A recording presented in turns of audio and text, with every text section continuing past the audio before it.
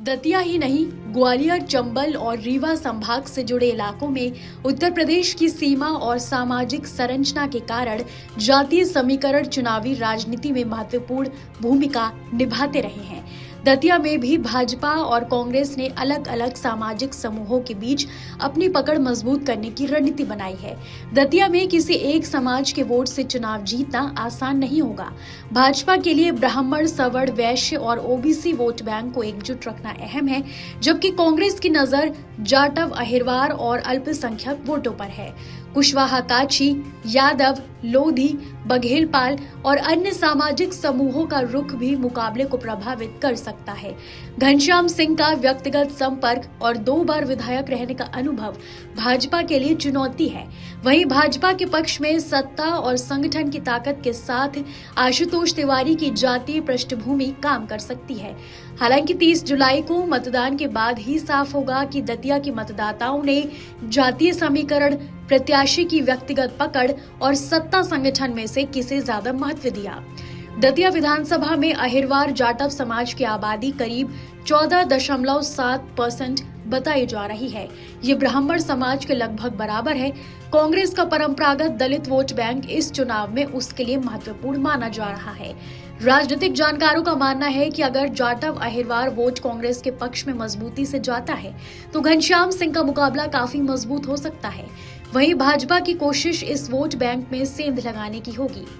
जातीय आंकड़ों के अनुसार दतिया विधानसभा में ब्राह्मण समाज की हिस्सेदारी 14.8% है। ये सबसे बड़ा सामाजिक समूह है।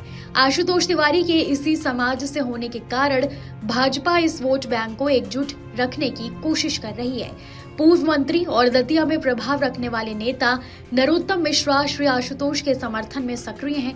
ऐसे में भाजपा के सामने ब्राह्मण मतदाताओं के साथ अपने सवर्ण और वैश्य आधार को भी मजबूत रखने की चुनौती है। दतिया में कुशवाहा काची समाज की आबादी करीब 12.2% बताई जा रही है। ये दतिया के सबसे बड़े सामाजिक समूहों में शामिल है। दोनों दल इस वर्ग को अपने पक्ष में करने की कोशिश कर रहे हैं। भाजपा की ओर से कुशवाहा समाज से आने वाले नेताओं को प्रचार में सक्रिय किया जा रहा है। इस वर्ग का रुख चुनाव के अंतिम नतीजे को प्रभावित कर सकता है। दतिया में यादव समाज की आबादी 7.4% और लोधी समाज की 6.9% बताई गई है। दोनों को मिलाकर यह हिस्सेदारी 14% से ज्यादा होती है। ऐसे में इन दोनों समाजों का समर्थन भी किसी प्रत्याशी के पक्ष में माहौल बनाने में अहम हो सकता है। भाजपा की ओर से मुख्यमंत्री डॉक्टर मोहन यादव, प्रहलाद पटेल और लोधी समाज के नेताओं को प्रचार में सक्रिय किया जा रहा है। पार्टी की कोशिश इन वर्गों के अपने सामाजिक आधार को बनाए रखने की है। कांग्रेस प्रत्याशी घनश्याम सिंह दतिया से 2 बार विधायक रह चुके हैं और राज परिवार से जुड़े होने के कारण क्षेत्र में उनका व्यक्तिगत संपर्क माना जाता है। यही उनकी सबसे बड़ी ताकत है। हालांकि स्थानीय स्तर पर उनके पक्ष में माहौल को लेकर अलग अलग दावे किए जा रहे हैं। कांग्रेस का मुख्य भरोसा उसके परंपरागत दलित और अल्पसंख्यक वोट बैंक पर है।